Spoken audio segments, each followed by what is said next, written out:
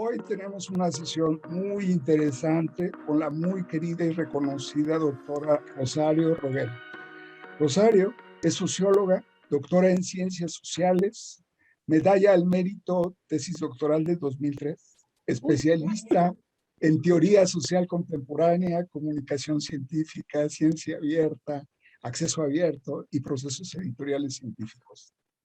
Temas acerca de los cuales cuenta con diversas publicaciones en libros y revistas especializadas. Desde 1995 se desempeña como profesora investigadora de tiempo completo en la Universidad Autónoma del Estado de México, la Facultad de Ciencias Políticas y Sociales. Cuenta con innumerables reconocimientos internacionales en América Latina, Estados Unidos y Europa. Tiene además una gran trayectoria en procesos editoriales a nivel nacional e internacional.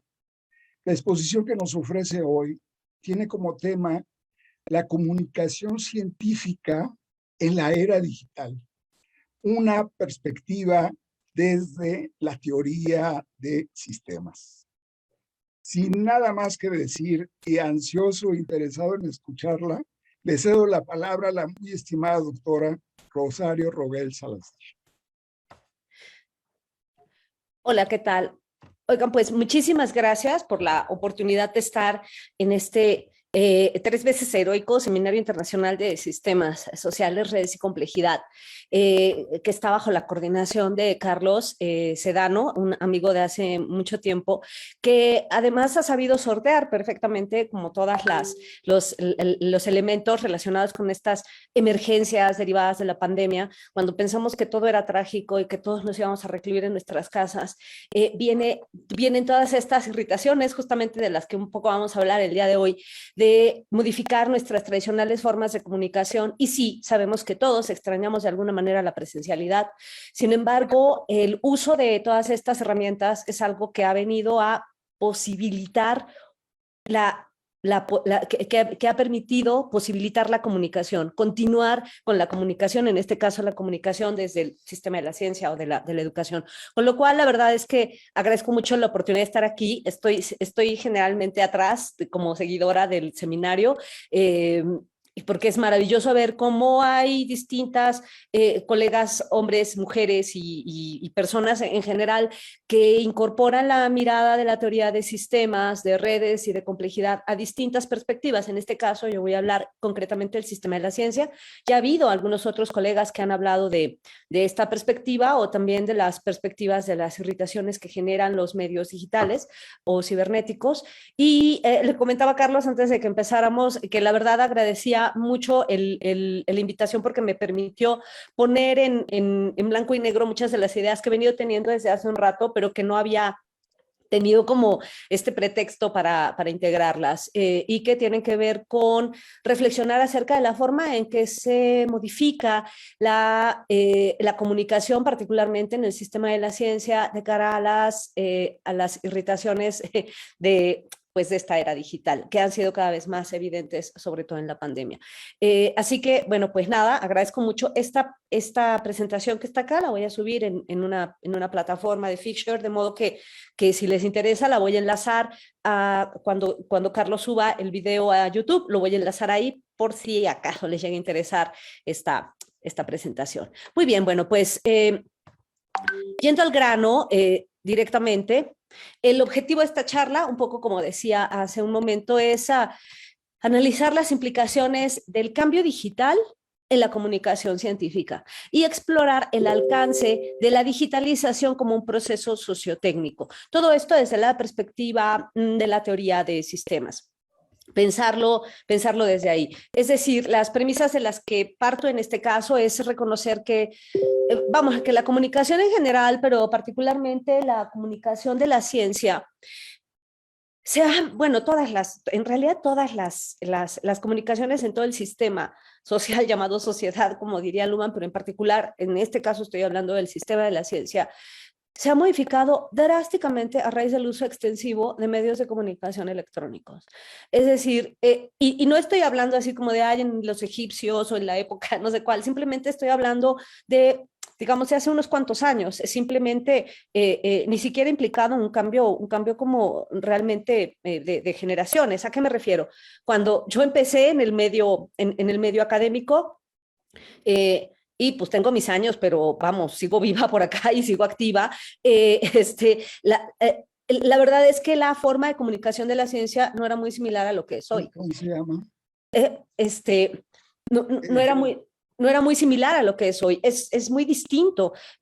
Por ejemplo, cuando yo estudiaba, pues por supuesto que ni siquiera llevábamos, fíjense nada más para que me calculen la edad, yo ni siquiera llevábamos en la tira de materias alguna materia relacionada con cómputo, nada. Nada, ni siquiera. Ya después empezaron a incorporar esas materias. Luego el día de hoy las incorporan de forma muy diversa. Pienso que hace falta todavía mucho para incorporarlas como podría ser, digamos, como más interesante a mi juicio, pero ni hablar ya no digamos como de la incorporación de medios electrónicos que permiten la sincronía y diacronía, como el día de hoy se permiten. Esta modificación de la comunicación de la ciencia ha permitido sortear con mucho éxito, diría yo, las necesidades de continuar la escuela afuera de los edificios, continuar la formación de nuestros estudiantes afuera de los edificios. A raíz de la pandemia llevamos ya 2 años con esto y yo estoy segura que nunca regresaremos, no podemos nunca regresar a lo que era antes, pero además será muy complicado pensar que regresaremos a los niveles de presencialidad a nivel educativo en la educación superior, por ejemplo, a los que estábamos acostumbrados. Quizá nos quedemos con algunos elementos de alguna manera de esto que le llaman blended learning, que es una educación mixta, un poquito presencial y un poquito a distancia, porque se ha visto que es posible continuar ciertas formas de comunicación, en este caso en la ciencia, por medios digitales. Puede no gustarnos, podemos extrañar a los alumnos, podemos todo lo que ustedes quieran, ¿no? O en la dimensión, digamos, también de las otras formas de comunicación de la ciencia, que serían las publicaciones. Mucha gente dirá, ay, los libros los extraño, huelen rico, todo lo que ustedes quieran. Pero cuando tenemos posibilidad de acceder de manera más rápida, más barata, mucho más eficiente a muchos de los textos de forma digital, nadie lo niega, ¿no?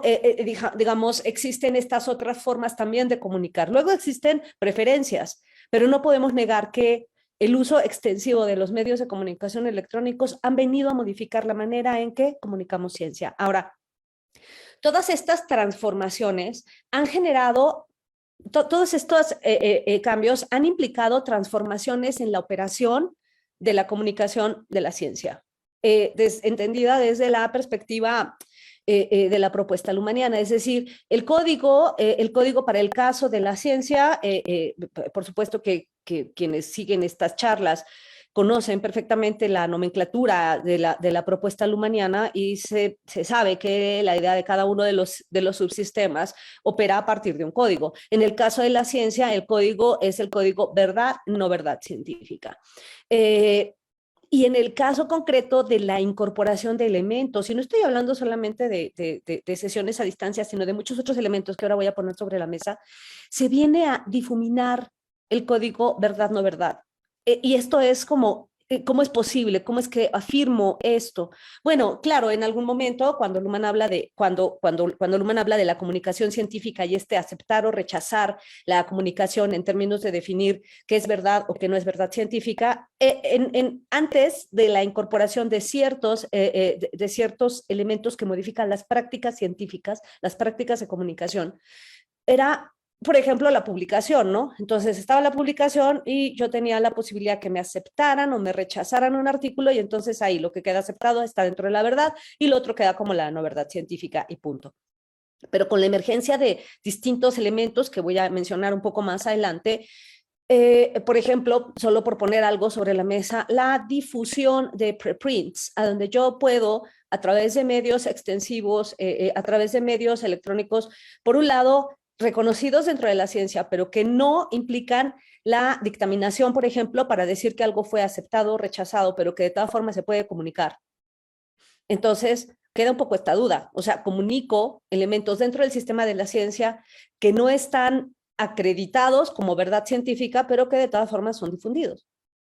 Entonces, ahí se difumina un poco todo esto. La emergencia de datos masivos, la emergencia de distintas formas de web, como la web semántica o las ontologías web, también vienen a modificar las formas en que tradicionalmente se entiende la comunicación de la ciencia.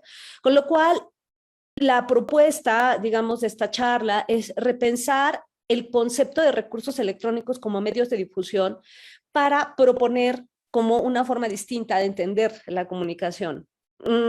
No es algo, yo sé que le decía a Carlos, claro, cada vez que uno llega, ¿no? Un pobre diablo como yo, ¿no? Que llega y dice, oye, quiero proponer una, digamos, como una alternativa a la propuesta del gran maestro, en este caso lo que dice Luhmann es así como de cómo te atreves, Rosario, y yo digo, bueno, es simplemente una sugerencia, podría no estar de acuerdo, ¿verdad? Por supuesto, pero yo digo que esto invita a esa reflexión. El mismo Luhmann lo menciona cuando habla en la dimensión de los recursos electrónicos. Él dice, si acaso fuera posible que estas, digamos, que la comunicación o que la información mediada a través de computadoras comunicara, tendríamos que modificar, él se lo pregunta, ¿tendríamos que modificar el concepto de comunicación?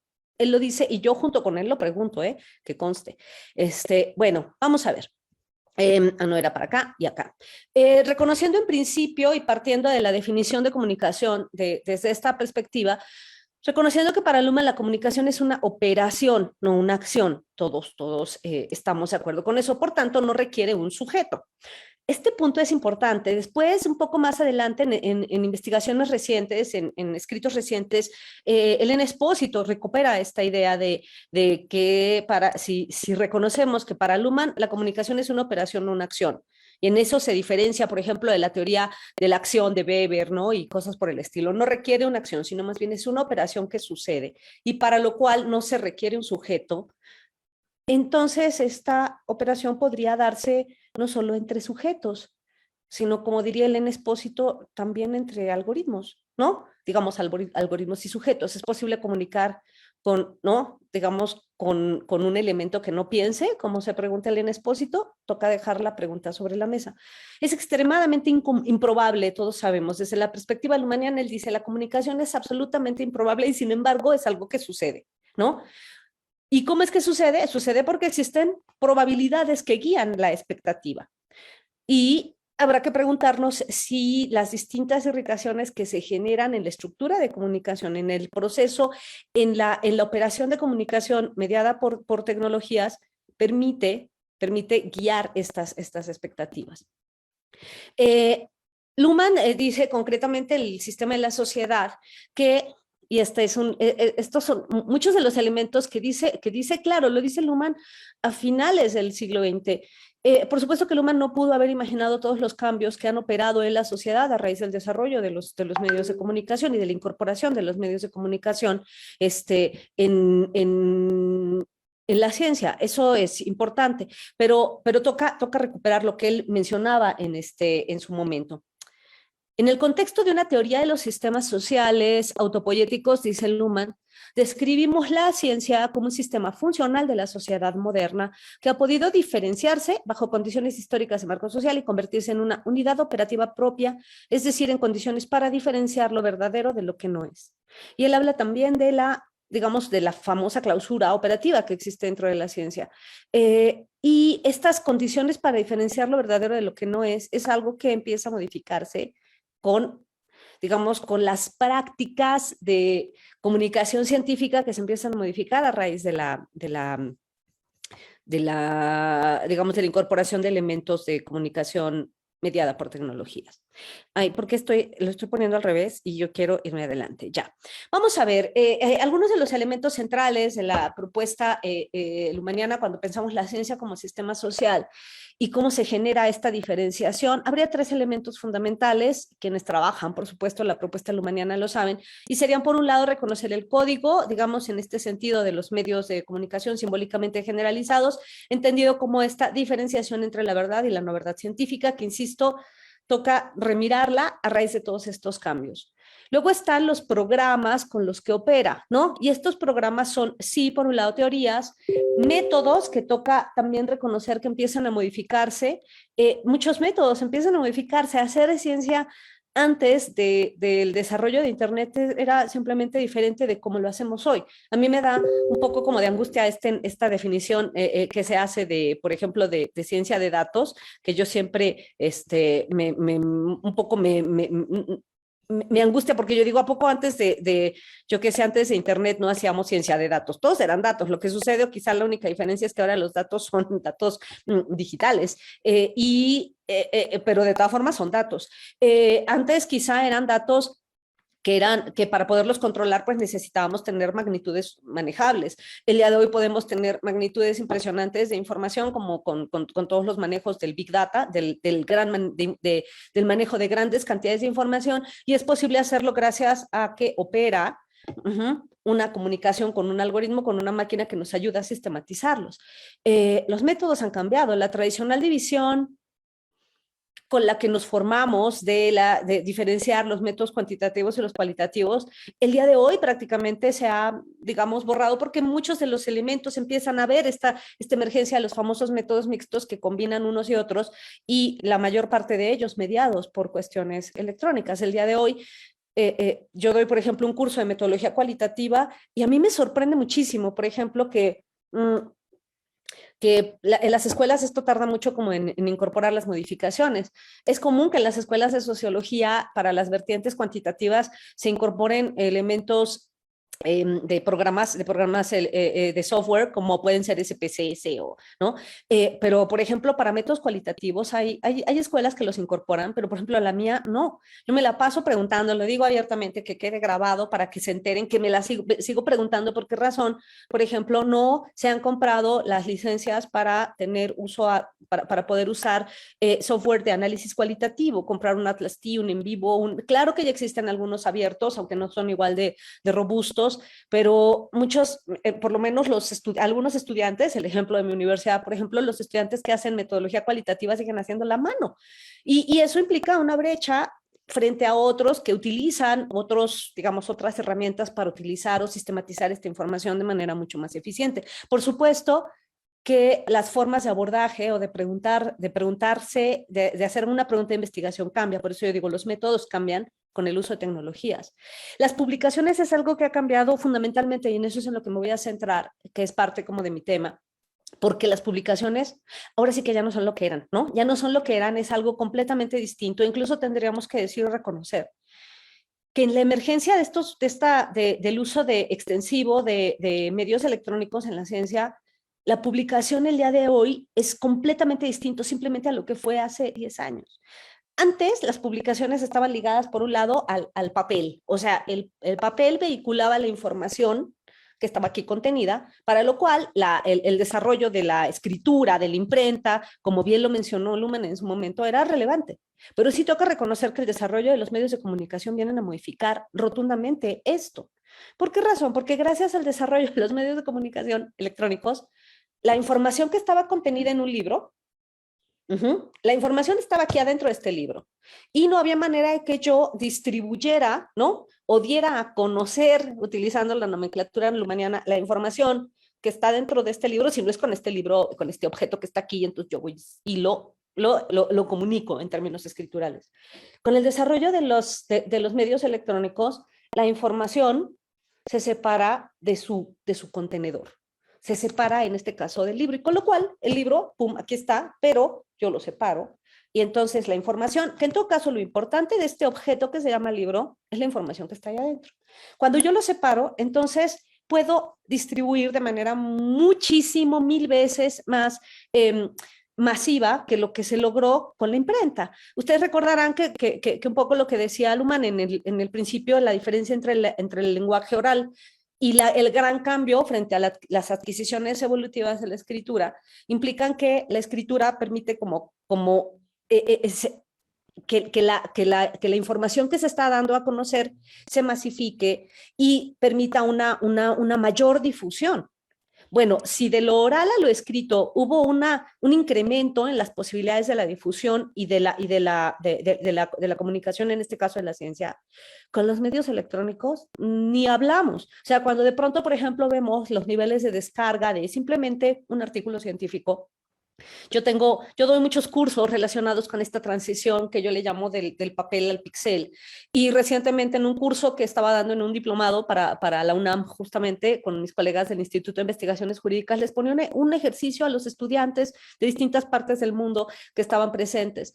Me llamó mucho la atención una colega de Chile que decía, Rosario, fue imposible que hiciera el ejercicio. Yo les dije, a ver, busquen solo una revista activa del campo del conocimiento que se les pegue su regalada gana, que solo existe en papel. Es decir, que no tenga una dimensión electrónica. Ya no digan dimensión electrónica en términos de lo que se conoce como nativa digital, que tenga todas las prestaciones de lo digital, sino que al menos sea un mugre PDF puesto en línea, por ahí todo plano. Prácticamente todos lo tienen. Y las revistas que no lo tienen es porque ya desaparecieron. El día de hoy en ciencia es absolutamente improbable que encontremos algo que solo esté en papel. Todo existe en alguna dimensión electrónica. Yo escribí un texto recientemente donde yo ponía, hay muchos detractores de lo electrónico y pareciera que es como un concurso de, no, yo prefiero el papel a lo electrónico, el electrónico no tiene este charming, esta cosa, no huele rico, toda esta cosa súper romántica que está alrededor del tema del papel, que no deja de ser lindo. Yo tengo muchos libros y sigo leyendo en papel en algunas circunstancias. Pero si yo voy a publicar algo, y el editor me dice, oye Rosario, mira el papel, quién sabe si llegue algún día y te van a llegar 3 ejemplares, pero ahí te va el URL de la versión electrónica. No le voy a decir, guácala, no lo quiero, quédatelo, a mí me das el papel. Claro que lo voy a tener y por más detractora que sea de lo electrónico, lo voy a poner en mis redes, lo voy a difundir, y luego los 3 ejemplares que me lleguen, uno lo tendré en mi casa, otra con mi significant other y otro lo mandaré al SNI, ¿no? O sea, no hay como, o sea, todos estamos aceptando de alguna manera estas otras formas de comunicación. ¿Qué sucede con los medios electrónicos? Es que la publicación se modifica y el día de hoy ya no tenemos necesariamente revistas como eran antes y tampoco tenemos libros como eran antes. Ahora lo que tenemos son plataformas electrónicas de difusión que posibilitan la comunicación y esto no necesariamente está vinculado a la publicación formal. ¿A qué me refiero? A que se difunden una gran cantidad de elementos que no son formales, que ya no son simplemente la publicación. Se permiten difundir muchas otras comunicaciones que antes quedaban solamente en lo oral, como esta charla, por ejemplo, ¿no? Por supuesto que Luhmann no pudo haberlo identificado cuando él habla de, bueno, claro, lo que pasa es que la comunicación de la ciencia se vehicula fundamentalmente a través de las publicaciones, porque, por ejemplo, los congresos, las clases, todo eso se da a nivel de la comunicación oral y no hay manera como de estabilizarla en otro medio que permita que el tiempo se haga sincrónico y diacrónico. Pero si no hubiera internet, esta charla yo tendría que haberme mudado a Guadalajara, que hubiera estado muy padre, ¿no? Estar allá, comerme un par de tortas ahogadas, conversar con 5 personas y regresarme. La diferencia es que ahora, pues puede ser que tenga en este momento de manera sincrónica algunos escuchas que puedan estar de acuerdo no con lo que digo y con quien establezcamos un diálogo y nos podemos ver y ver las caras y hacer y no sé qué, no nada más es, no solo queda lo escrito, queda queda lo oral, pero también queda toda la comunicación, digamos, de señas, de intenciones, que no podemos negar, y eso también comunica. ¿Podríamos nosotros negar que esto no es importante? El día de hoy ya no solo son las publicaciones, son todas las distintas formas de información, ¿no? Todas las distintas formas que adquiere la información gracias a los medios electrónicos. Por supuesto que las argumentaciones en términos de programas también se modifican. Los acoplamientos estructurales a los que hacía referencia Luhmann, que es decir, esta manera en que este sistema de la ciencia se vincula con otros subsistemas, él hablaba, por ejemplo, de la educación y la manera en que el sistema de la ciencia se vincula con el sistema educativo a través de las aulas, de los laboratorios o en la política a través de las asesorías. Pero el día de hoy estos acoplamientos estructurales se modifican, se multiplican y se acrecientan. Y no nada más implican como un cambio de cómo la ciencia incorpora dentro de sus operaciones a otros sistemas, sino, por ejemplo, la incorporación de la ciencia ciudadana, que son elementos súper interesantes que se empiezan a vehicular gracias a los desarrollos electrónicos. Por ejemplo, innumerables cantidades de comunicaciones de personas que no forman parte del sistema de la ciencia, pero que participan de la comunicación. Por ejemplo, si esta charla va a estar colgada en el canal de YouTube del seminario y llega alguien que pasaba por ahí y que le parece interesante y que comenta y que comunica, también es una forma de estar generando comunicación con elementos fuera que no estaban contemplados, ¿no? Que puede ser simplemente yo qué sé, una señora, un señor que pasaba por ahí y dijo, ay, qué interesante, no entendí nada de lo que dijeron. Pero, por ejemplo, también la incorporación o las modificaciones en ciertas prácticas de algunas revistas científicas tradicionales. ¿A qué me refiero?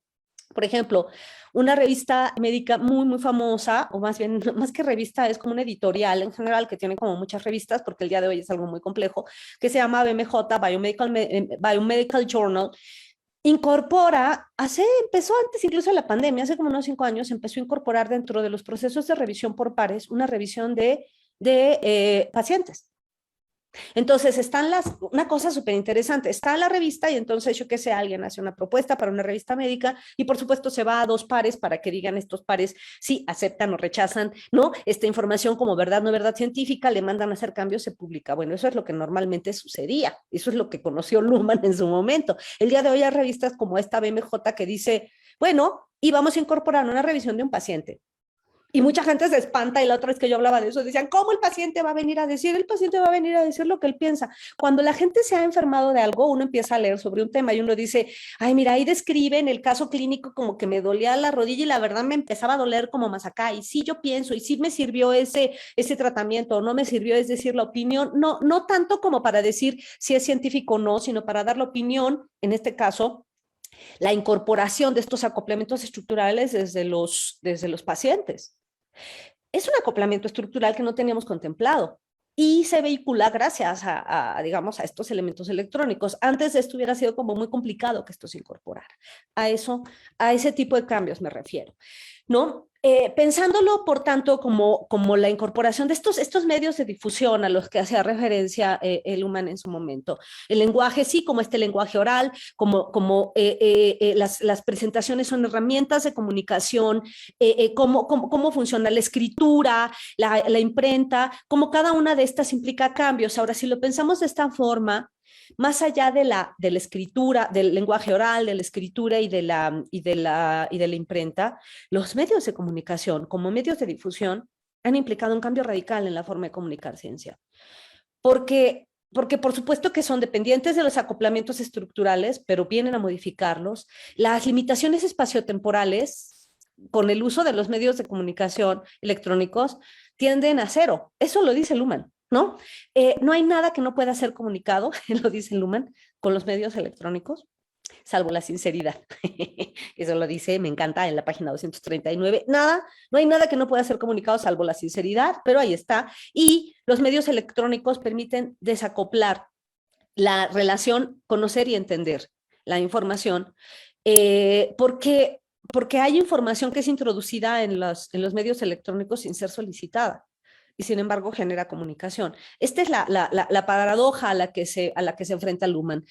Luhmann se pregunta, por tanto, ¿no? Y concretamente estas son preguntas que hace Luhmann, y que yo simplemente retomo como punta para esta reflexión. Y él pregunta, ¿el trabajo de las computadoras puede entenderse como comunicación? Fíjense, él no contestó la pregunta, él dice, voy a tener que dejar estas preguntas sin respuesta por el momento. ¿Por qué? Pues porque no tenía una bolita mágica, ¿verdad? Para ver el futuro. Pero él dice, dejo sobre la mesa abiertas estas preguntas que no voy a saber cómo contestar. ¿El trabajo de las computadoras puede entenderse como comunicación? Él no dijo que no, y tampoco dijo que sí, dejó abierta la pregunta. Y él dijo, en cuyo caso, habría que cambiar el concepto de comunicación. Y en eso, pues cambiar el concepto. ¿Cómo lo vamos a cambiar? Si acaso las computadoras pueden entenderse como, el trabajo que hacen las computadoras puede entenderse como comunicación. Y él también deja abierta esta pregunta. ¿Cuál es el efecto que produce en la comunicación de la sociedad cuando se ve influida por el saber mediado por las computadoras? Este es digamos, como una agenda de trabajo pendiente que dejó Luhmann cuando hablaba de los medios de comunicación, porque claro, a finales de los 90, cuando apenas estaba el incipiente desarrollo de la web, no podían preverse, por supuesto, todos los desarrollos y las implicaciones que esto iba a tener. Digamos, Luhmann deja estas preguntas sin respuesta, y ha habido algunos teóricos, algunos investigadores que han intentado dar con algunas respuestas al respecto. Es desde aquí, desde donde yo parto para hacerle las preguntas a la comunicación de la ciencia desde esta perspectiva de la digamos, de la manera en que se comunica en la era digital, de cara a un elemento que ha venido a cambiar y a modificar radicalmente la manera en que hacemos ciencia, y es lo que se denomina la emergencia de la ciencia abierta. Y es un poco de lo que yo quiero hablar en esta charla. En principio, reconocer, ¿no?, que Luhmann no lo pudo haber imaginado, porque cuando Luhmann escribió, pues estábamos hablando apenas de una web 1.0. A la fecha tenemos como los desarrollos de tres, de lo que se conocen incluso como 4 dimensiones de la web. La web 1.0, que se desarrolló hacia la década de los años 90 del siglo pasado y que fue la que le tocó vivir a Luhmann, ¿no? Esta web que permite concretamente consumir contenido, pero no interactuar. Ustedes recordarán esa web en la que nosotros teníamos teníamos estos buscadores, pero no podíamos dialogar con la computadora, ¿no? Solamente podíamos solicitarle información. Recuerden la triada: información, darla a conocer, comprenderla. La computadora nos da información, pero no puede dialogar con nosotros, no establece diálogo, no establece comunicación. La web de los 90, la que vivió Luhmann, ¿no? Se trataba de una web estática, de una web completamente centralizada y secuencial, una web de solo lectura que no era interactiva. En ese sentido, una web muy parecida a los libros, nada más que en lugar de tener un soporte en papel, pues tenía un soporte electrónico, punto, se acabó. Pero esa era como las posibilidades que tenía. ¿Cuáles son las herramientas tradicionales de esta forma de web? Pues el correo electrónico, los navegadores web, como las primeras versiones de Altavista. Ustedes se acuerdan, si son muy jóvenes no lo van a conocer, pero Altavista, que no era lo que es hoy, un buscador como es el caso de Google, que permite su PageRank, que implica ciertas modificaciones, ya no nada más de una web que permite como buscar lo que dice la información que tiene, sino lo que no dice, que eso es lo interesante. Y los motores de búsqueda. A ver, ¿cómo funciona el correo?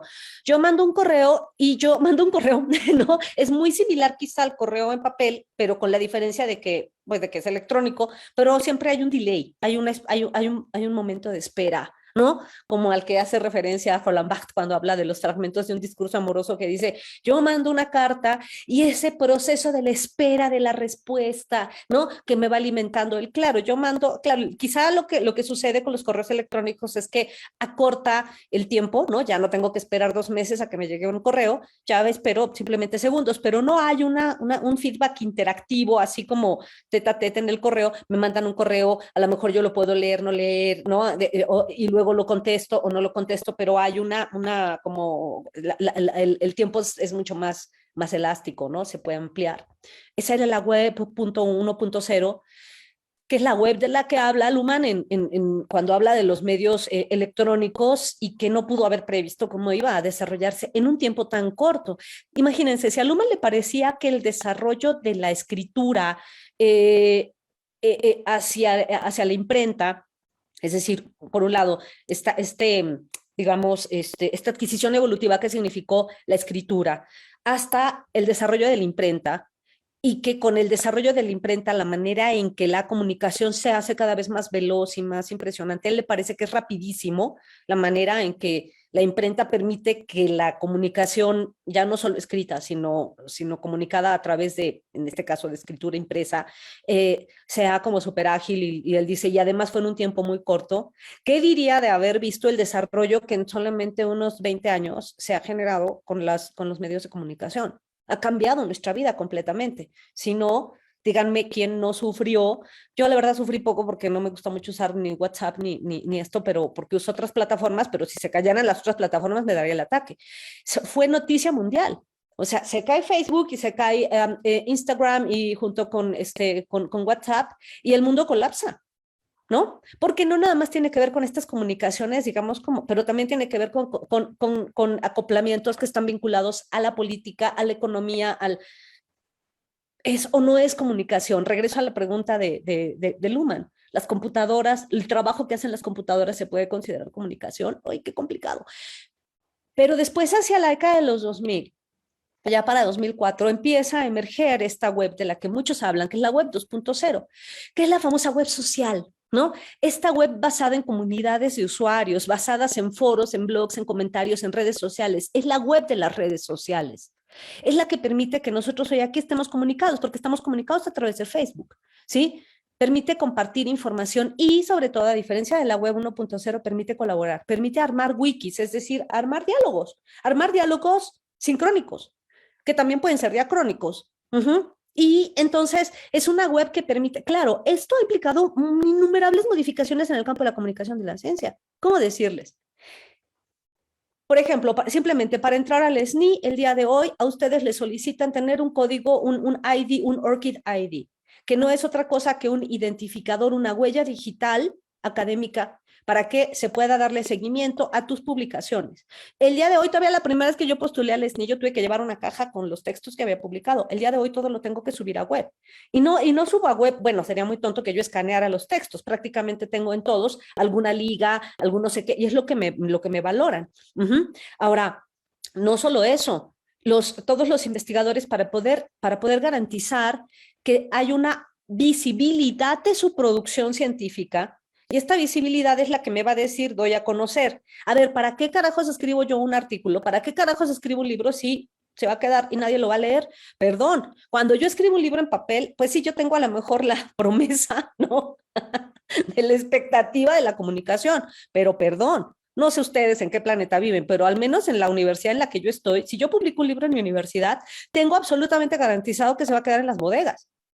Y que no va a llegar absolutamente a ninguna librería y que no va a llegar a bibliotecas y aunque yo vaya a las librerías no va a estar ahí y el libro sí, yo lo voy a tener en papel, yo y 3 personas más, pero nadie va a tener acceso a ese texto y menos en pandemia, ¿verdad? Con lo cual, y mi universidad ni siquiera sube constantemente los libros a sus repositorios, muchas universidades ya lo empiezan a hacer. Si yo quiero incrementar la promesa de la posibilidad comunicativa de mi libro, de mi información para darla a conocer, tengo que subir la web. Y entonces ese libro está montado en repositorios o ahí tienen ustedes a los pobres investigadores que escanean sus textos y los suben a ResearchGate, Academia Edu para ver si se ven, pero como no son como, digamos, plataformas nativas que permitan una comunicación adecuada, pues nada más están ahí, pero no hay como vínculos porque para estar en web toca saber cómo estar. Entonces, yo qué sé, vienen todos estos desarrollos de la web donde tengo mi perfil de Google Scholar, tengo mi perfil de Scopus ID, tengo mis perfiles, tengo académicos en línea y tengo mi producción en línea para que pueda ser leída y a lo mejor nadie llega a conocer mis textos en papel, a lo mejor ni existen en papel, pero existen en electrónico.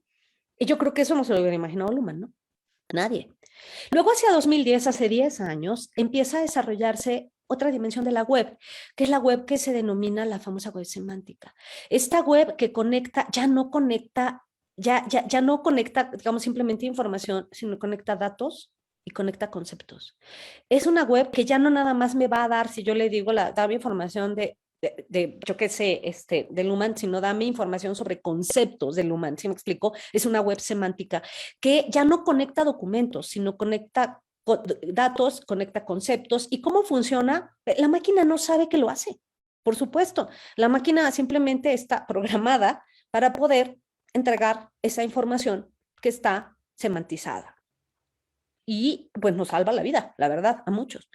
Hay una gran cantidad de la web semántica permite enlaces que indican qué tipo de relación hay entre conceptos. Y podemos tener, por ejemplo, maravillosos recursos como puede ser todo lo que se recurre a la data web, como el LinkedIn Open Data. No sé si ustedes han visto buscadores de LinkedIn Open Data que son maravillosos. Yo le pongo un texto de Luhmann y me dice, este concepto de Luhmann está vinculado con este otro, me hace estas mapas en red, me permite todos estos análisis. Eso existe y me permite otras formas de argumentación. Y la máquina no sabe que lo está haciendo, me está otorgando información. ¿Habrá comunicación con las máquinas? No lo sabemos, ¿no? La web 4.0, que es una web que se empieza a desarrollar más recientemente, antes de la pandemia, por supuesto, es todo lo que está relacionado con el deep learning y con el machine learning, que son básicamente las plataformas a las que recurre la inteligencia artificial, como todas estas máquinas que nos solucionan cosas, ¿no? Como Siri, como Google Now, Cortana, en fin, todas estas máquinas que nos dan soluciones, ¿no? A lo mejor no piensan, nadie está creyendo que piensan, dan soluciones. Es un tránsito a la web que da información y esta información me da soluciones. Y esto está vinculado con el desarrollo del cómputo cognitivo. Creo que es hora de que empecemos sí a discutir si las computadoras nos permiten generar comunicaciones. No se trata, en este caso, como diría quizá Elena Espósito, de poner el juego en si las máquinas piensan, sino más bien poner el punto de inflexión en si las máquinas comunican, ¿no? Y si las máquinas comunican, querría decir que los humanos nos podemos comunicar no nada más entre humanos, sino también con algoritmos.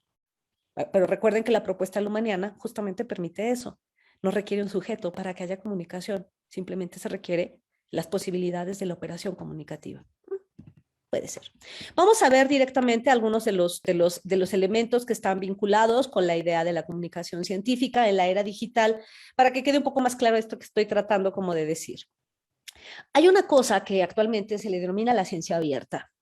En esta emergencia de la ciencia abierta, ¿por qué se ha dado? ¿A qué se le denomina ciencia abierta? Es la idea de que el conocimiento científico debe estar abiertamente compartido tan pronto como sea útil en el proceso de descubrimiento. Es decir, no esperar a que se publique, no esperar a que sea aceptado o rechazado. Tengo algo, lo publico y luego ya veo si lo aceptaron, si lo rechazaron, pero en la medida en que está comunicando en ciencia, es ciencia rechazada, pero es ciencia. Porque existe una gran necesidad el día de hoy de contribuir a la labor de investigación con datos, con resultados y con protocolos abiertos en las diferentes etapas de la investigación, porque de esta manera la investigación se hace mucho más ágil. ¿Qué sucedería si yo tuviera acceso a los datos de investigación de un colega que tiene una investigación similar a la mía, a los resultados, a los protocolos de investigación abiertos, justamente el desarrollo tan veloz que permitió contar con vacunas para el COVID, tiene que ver con muchos de los elementos de las prácticas de la ciencia abierta, dejar abiertos protocolos para que varios exploren con ellos y que la ciencia avance más rápido.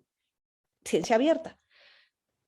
Y también ante la necesidad de que los resultados de investigación financiados con recursos públicos fuesen accesibles en formatos digitales con o sin restricciones mínimas, para así acelerar el proceso de investigación. Pero cuidado, cuando hablamos de ciencia abierta, hablamos de algo mucho más complicado que solamente acceso abierto a los resultados de investigación ya publicados. Hablamos a la apertura a todo el proceso de investigación desde que se inicia, no hasta que se publica, que eso es un poco de lo que hablaba Luhmann. Luhmann decía, cuando yo ya tengo la publicación es cuando empieza la comunicación. Bueno, con la ciencia abierta, la comunicación empieza desde que empiezo a investigar si estoy colocando todo esto en abierto en plataformas digitales. Mi protocolo de investigación abierto desde que lo estoy escribiendo y ya empieza a comunicar. ¡Ay! Qué complicado, pero toca decir que esto existe y que viene a modificar las formas en que pensamos. ¿Cuál es la diferencia entre la ciencia abierta y la ciencia tradicional, por así decirlo, la ciencia cerrada? Es que hay una apertura, fíjense bien, al público en general, no solamente a los propios científicos, o no es solo dentro de la comunidad científica, sino son aperturas al público en general de todo. Y cuando digo todo, es todo y lo pongo en mayúsculas, a todo el proceso de investigación desde que inicia, desde que se empieza a pensar. Todo lo que antes se guardaba bajo llave y solo era conocido por el círculo que rodeaba al investigador, la propuesta de la ciencia abierta es compartirlo sin costo, en abierto, gracias a diferentes plataformas digitales, plataformas de preprints, plataformas de datos abiertos, plataformas de protocolos abiertos, plataformas de cuadernos abiertos, todo abierto para que yo pueda tener acceso y utilizarlo si es que lo requiero, independientemente de que esté aprobado o no. Hoy es una cosa que genera angustia, ¿verdad? Atrás de la idea de la ciencia abierta está digamos como la posibilidad o la intención de que esta ciencia se desarrolle con mayor transparencia y que permita y facilite la colaboración. Y díganme ¿qué es la colaboración sino comunicación? La ciencia abierta es una forma de hacer ciencia de manera colaborativa. E insisto, no puedo imaginar la colaboración sin comunicación. Uno de sus principios fundamentales de la ciencia abierta es la apertura en todos los segmentos del proceso de investigación. Es decir, dejar abiertas metodologías, dejar abiertos cuadernos de notas, dejar abiertos datos crudos, datos sin analizar, instrumentos de investigación, recursos educativos, código, evaluación, plataformas y, por supuesto, lo que siempre antes estaba, los resultados y las publicaciones. Cuando Luhmann habla de que la comunicación, digamos, o uno de los programas que permiten la operación de la comunicación de la ciencia son las publicaciones, él estaba hablando solamente de la parte final del proceso de investigación, que era el que se comunicaba. Cuando estamos hablando de una ciencia que se comunica en abierto desde el inicio, estamos hablando que se comunica todo, incluyendo las publicaciones. En una de esas las publicaciones ya ni son tan importantes. El día de hoy la gente ya no está citando tanto publicaciones como citando datos, citando metodologías, citando... Es un cambio radical, a mí me parece, digo, ¿será que solo yo lo veo? Pero a mí me parece que es un cambio radical. Vamos a ver, esta sería de alguna manera la taxonomía de la ciencia abierta que propone que propone Foster, que es una asociación que se crea para empezar a ver cuáles son como los distintos niveles de apertura que puede llegar a tener la ciencia en sus distintas, digamos, como en sus distintas aristas. Entonces habla de ciencia abierta y dice, bueno, por un lado el acceso abierto, es el que todo el mundo habla, que los textos sean accesibles, díganme a quién no. Contar con textos ya publicados en acceso abierto ha venido a salvarle la vida desde antes de la pandemia y más durante la pandemia, ¿no? Con sus rutas doradas, verdes, todas las que ustedes quieran, pero eso era solamente un inicio y recuerden que el movimiento de acceso abierto se empieza a generar hacia el 2010, o sea, tiene más no, desde el 2000, tiene más de 20 años que empezó a crearse eso. Esto es algo más allá del Open Access. El Open Access está muy en sintonía con comunicar particularmente los resultados finales de investigación. Cuando hablamos de ciencia abierta, hablamos de todo lo que sucede antes de tener resultados. Y es también comunicar eso, no solo entre científicos, sino con el mundo, digamos, con la población en general, independientemente de que estos resultados sean considerados ciencia aprobada o no aprobada, ¿no? Hay dentro de la taxonomía de la ciencia abierta, además, por supuesto, del acceso abierto está los datos abiertos. Datos abiertos. Yo creo que hablo de datos abiertos, a mucha gente le da como, piden las sales y les da angustia y dicen, ¿cómo? A ver, espérate. O sea, esa encuesta o esas entrevistas que yo fui a hacerles a los migrantes haitianos y que arriesgué la vida para que no me agarrara la migra y entonces que fui, los entrevisté y me pasé 2 años con ellos viviendo mis cuadernos de notas de experiencias antropológicas. Todas esos tapes o todas esas transcripciones, ¿de qué me estás hablando, Rosario? ¿De ponerlos en línea ahí para que cualquier hijo de vecino venga y los agarre? De eso hablamos. Oye, no, pero qué angustia son mis datos. Sí, tuyos. O sea, tuyos como de, ¿por qué? Bueno, fue un proyecto financiado por, yo qué sé, la Fundación Ford. Ah, pues así tuyos, no sé, a ver, dime. Ah, ¿quién los financió? Pero además son tuyos. Además, ¿qué miedo te daría ponerlos en línea? No que alguien más los investigue, que no de eso se trataba. ¿Por qué solo comunicar los resultados y no comunicar la información directamente? ¿Qué cambiaría? ¿Que van a venir a decir algo distinto a lo que tú dices? Pues verdad, no verdad científica, permite el desarrollo de la ciencia. ¿Por qué no? Y claro, el día de hoy, por ejemplo, hay muchas agencias de investigación que te dan financiamiento con la condición de que tus datos queden en abierto. Yo actualmente estoy colaborando con unos colegas de un grupo internacional que tiene financiamiento para el desarrollo de unas cuestiones de innovación y desarrollo, que tiene financiamiento de este instituto de investigación que financia en Canadá, y Canadá les dio una lana para el desarrollo de esto y les dijo, acá está el dinero y ustedes pueden hacer todas las entrevistas que quieran y felices de la vida, con la única condición de que los datos los pongan en abierto, con los protocolos necesarios. Y todos ellos se espantaron y empezamos, y por esa razón empecé yo a colaborar con ellos, porque ellos decían, guay, ¿cómo vamos a hacer eso? Vamos a poner los datos y si la gente cuando los entrevistemos ya no dice lo mismo porque los datos van a quedar abiertos. Toca discutir esto. Pero el día de hoy muchas agencias internacionales te piden de alguna manera los datos abiertos. Habría otra dimensión de la ciencia abierta que tiene que ver con la apertura a la reproducibilidad de la información. Fíjense, este es un elemento súper relevante. Todos sabíamos desde, yo qué sé, pero miren, desde Kuhn, pero desde Feyerabend, desde todos los que discuten el tema de digamos, como de las posibilidades de la ciencia, del desarrollo como científico, que uno de los elementos fundamentales de la ciencia es permitir su reproducibilidad. O sea, si yo permito que la ciencia sea reproducible o, digamos, puesta a discusión, o revisar mis propias metodologías, eso es lo que permite el avance de la ciencia. Ya lo decía Popper cuando hablaba de la falsación, ¿no? O sea, permitir cómo falsear ciertas hipótesis, no sé qué, ¿cómo voy a falsear estas hipótesis si no doy con la metodología? Si no conozco cuáles fueron los elementos, si no conozco los cuadernos de laboratorio que hicieron que alguien cambiara, yo qué sé, los 2 gramos por 5 gramos para, yo qué sé, ver la reacción de algunos materiales. La apertura a la reproducibilidad de la investigación implica tener abiertos cuadernos de laboratorio, notas de laboratorio, flujos de trabajo, implica tener abiertas guías de trabajo, pruebas de evaluación que se han hecho sobre las investigaciones, porque en la medida en que eso está, uno puede hacer reproducible la ciencia y podría avanzar.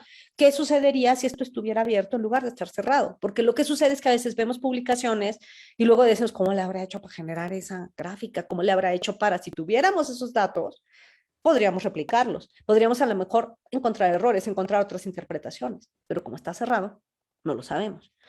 Definiciones abiertas, evaluaciones abiertas, políticas de ciencia abierta, herramientas de ciencia abierta. Hay una gran cantidad de elementos, no voy a insistir en cada uno de ellos, pero simplemente pensar cómo esto viene a modificar las formas en que la comunicación de la ciencia se lleva a cabo.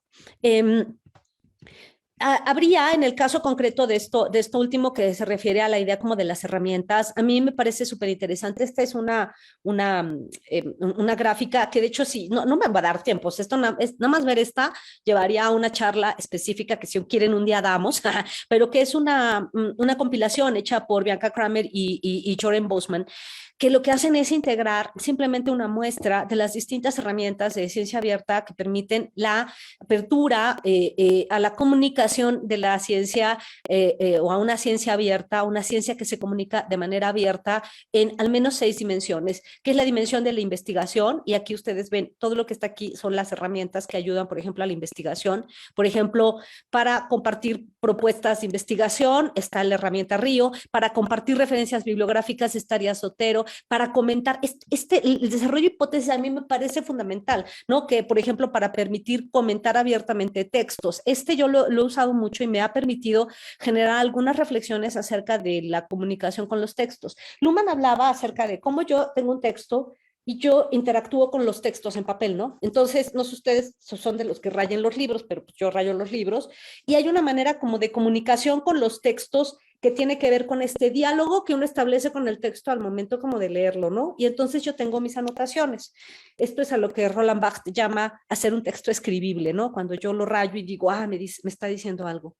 ¿Qué pasaría, chicuelos y chicuelas, si ustedes tuvieran acceso a los comentarios en los márgenes de los libros de los demás? Tendríamos acceso a las múltiples interpretaciones de un mismo texto, pero estas interpretaciones están puestas aquí en mi libro y de la única manera que ustedes vean mis anotaciones al texto de la Sociedad de Luhmann es que ustedes tengan mi libro físico.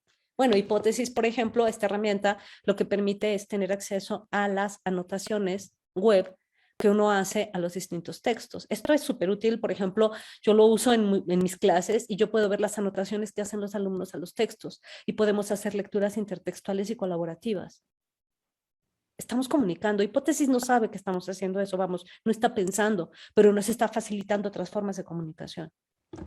Habría, por ejemplo, otras herramientas, no voy a insistir porque esto es muy, muy grande, pero herramientas para hacer análisis de la información, para compartir protocolos, cuadernos, código, y aquí hay una gran cantidad, por ejemplo, yo qué sé, el uso de GitHub para compartir código, o para hacer escritura colaborativa, ¿no? Utilizando, yo qué sé, desde formatos accionables como puede ser Jupyter, hasta utilizar a lo mejor herramientas que nos ayudan a hacer escrituras colaborativas como Autoría o Overleaf, o cómo publicar en abierto o cómo hacer evaluación en abierto de los procesos de investigación. La evaluación, por ejemplo, para poder ver cómo mi investigación o cómo mi producción, ya no solamente mis publicaciones, sino a lo mejor mis datos, mis conferencias, mis tutoriales, todo lo que yo haga para comunicar, qué impacto han tenido en las redes sociales, qué impacto han tenido en Twitter, en Facebook, en Instagram, en YouTube, si he tenido visitas, no visitas, en fin, que eso es algo, vamos, al final del día comunica. No lo sé, ¿no? Y además la incorporación de estas métricas, digamos, sobre esos elementos que son métricas distintas a las simples métricas de las citas, sino métricas a lo mejor de los impactos en la web 2.0 que existe. Luego puede gustarnos o no, pero bueno, existe y se mide, ¿no?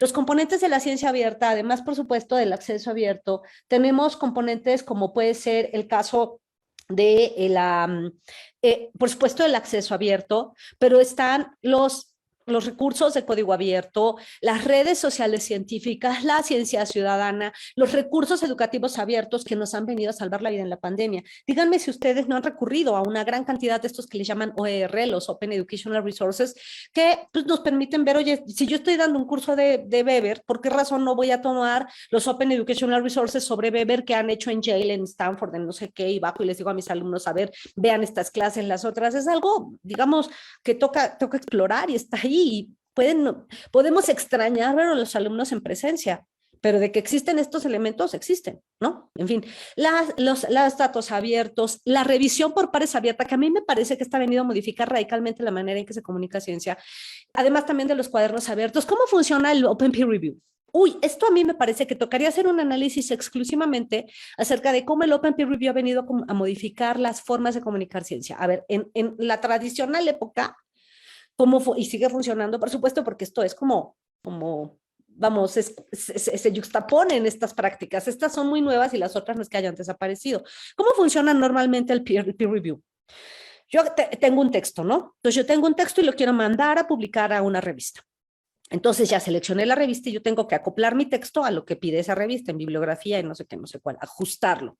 Y después yo lo mando a ver si me publican o no. Claro, puedo ir a lo mejor a una de estas revistas predadoras que me va a publicar en 3, ¿verdad? Pero alguien se va a dar cuenta. Entonces me voy a una revista de estas que dictaminan y que tardan horrores en la dictaminación. Y me dicen, gracias, profesora, y usted espere con calma, ¿no? Entonces ya lo mando y por ahí, dentro de 6 meses, 4 meses, me llegan con los dictámenes anónimos.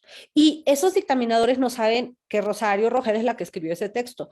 Y yo no sé que Juan Pérez, y yo qué sé, y Ana Luisa Palito me analizó mi texto y me dicen, cámbiale, quítale, arréglale. Yo desconozco la identidad de ellos desconocen mi identidad y me piden innumerables cambios, ajustes, y entonces es un ir y venir hasta que están ellos de acuerdo. El editor dice, va, y el texto en ese momento queda aprobado como verdad científica, se publica y entonces recibe citas. Eso lo describe Luhmann en La Sociedad de la Sociedad. Así funcionaba y sigue funcionando en muchos casos.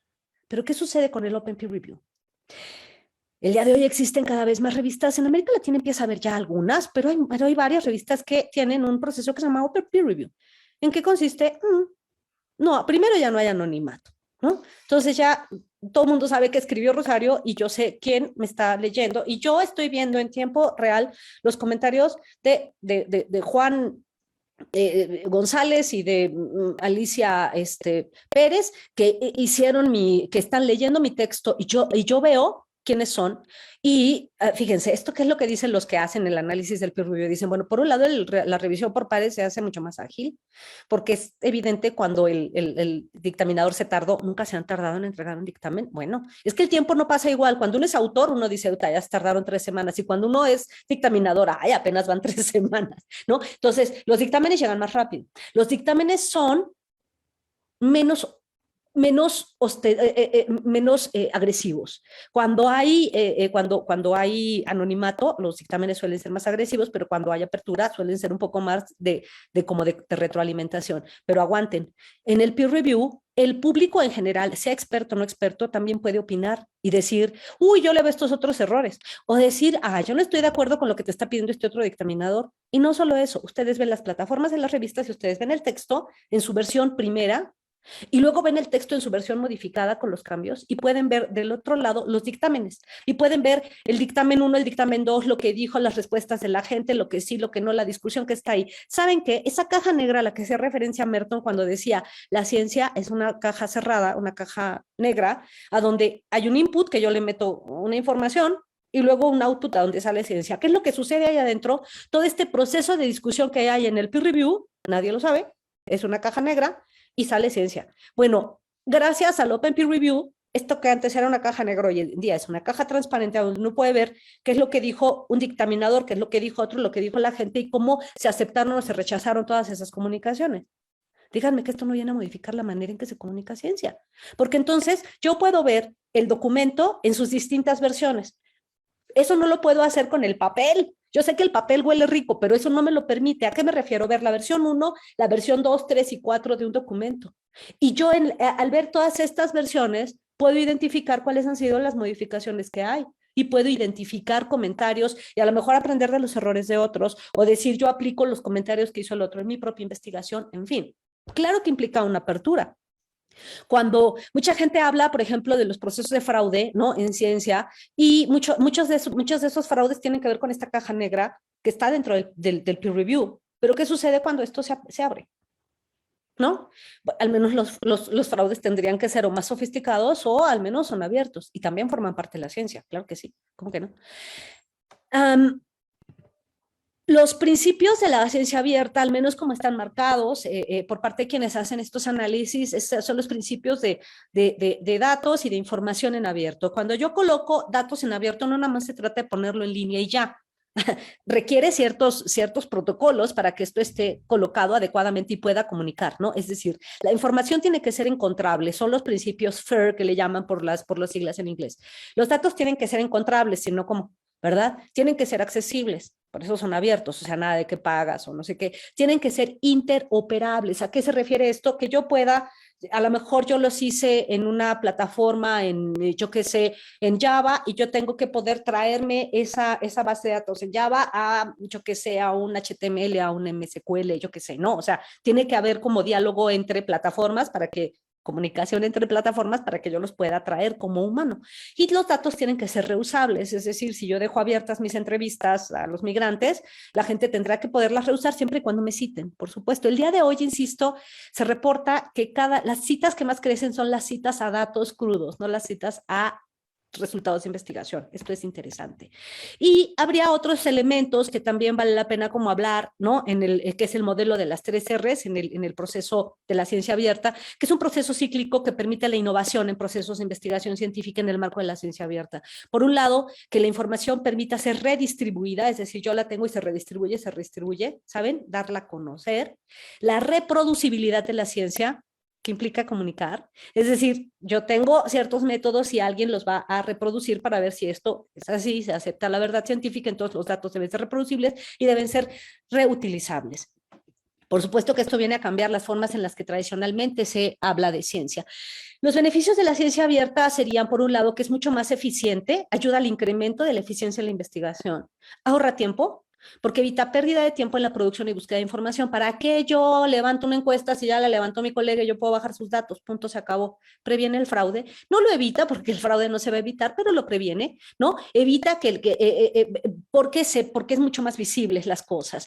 Acelera el proceso de investigación y permite enlaces persistentes, es decir, maneja herramientas que permiten evitar la duplicación de datos y colaboraciones, ya sea con estas como datos persistentes. Cada autor tiene su propia identidad web, que sería el ORCID, y cada información, que pueden ser resultados de investigación o datos o protocolos o metodologías, tienen su propio DOI para poder enlazar esta información. Eso es más o menos lo que permite. ¿Qué cambia en este proceso?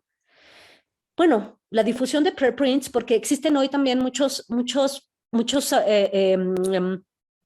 repositorios de preprint. Por ejemplo, yo a mis alumnos les digo, a los alumnos de tesis, ¿ya tienes terminado tu texto? Trépalo a un repositorio preprint y luego mándalo a dictaminar, pero ya se empezó a difundir en el preprint y ahí vas a recibir comentarios, cosas, te van a dar un número de ORCID, te van a dar un número de DOI, la revista lo va a empezar a ver si lo aprueban o no lo aprueban, pero tú ya lo estás difundiendo. Yo estoy difundiendo antes de que se publique, porque en los medios digitales, antes, cuando todo era solamente en papel, la publicación estaba asociada a la difusión. Si yo no publicaba, como que la difusión se limitaba. Pero el día de hoy con las plataformas digitales yo puedo difundir antes de publicar.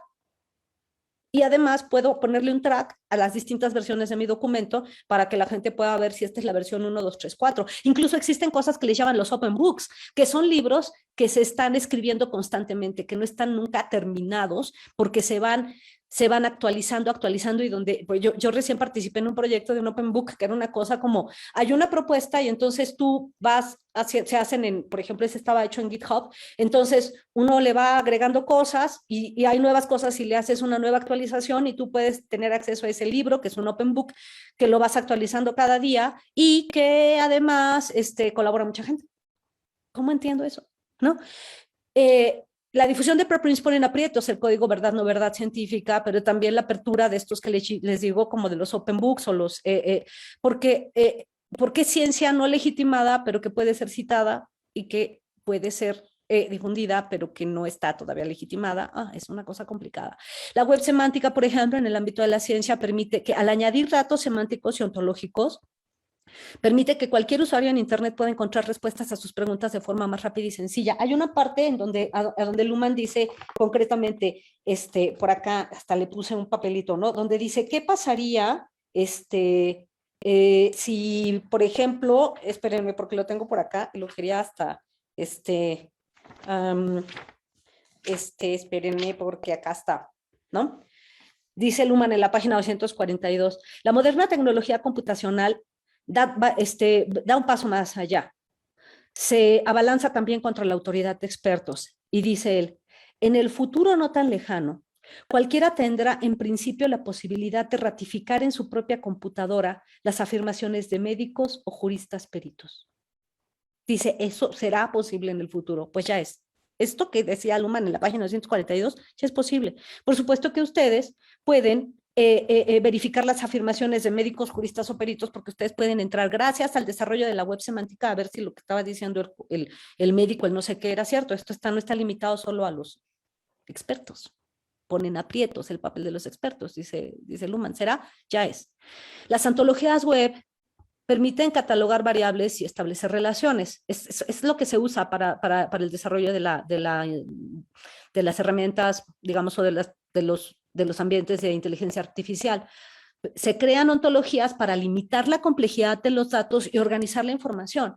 Y esto nos permite una comunicación más, digamos, como ágil con las computadoras. Las computadoras no dominan aún el lenguaje natural, pero gracias a las ontologías web y a la web semántica podemos tener casi que un diálogo como casi en lenguaje natural con ellas. Las tecnologías de comunicación en este sentido, como medios de difusión, son compatibles con un orden heterárquico de la comunicación, como Luhmann lo sugirió en el 2006.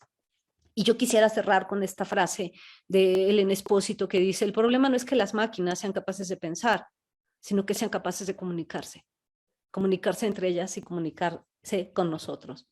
Eso es de lo que estamos hablando, una manera distinta de entender la idea de comunicación. Yo hasta aquí lo dejaría, Carlos. No saben cuánto les agradezco la oportunidad de poner estas reflexiones así como ¿no? Como ordenadas porque me emociona y porque creo que permite como centrar un diálogo distinto de la manera en que se comunica ciencia gracias a todos estos avances. Nada, pues yo hasta aquí lo dejo. Gracias. Me eché una hora, qué pena, pero pues ahí voy, ¿no? Muchas gracias. Excelente, Rosario, excelente, extraordinario. Esperamos sus comentarios o preguntas después de la interesante y apasionante exposición de la reconocida doctora Rosario Rogel Salazar, La comunicación científica en la era digital, una perspectiva desde la teoría de sistemas. Excelente. Ya tenemos varias preguntas, Rosario. ¡Wow! ¡Qué emoción! Ajá. Pregunta un colega que hace poco hizo una exposición aquí en el seminario de Argentina, Gastón Becerra. Ay, vi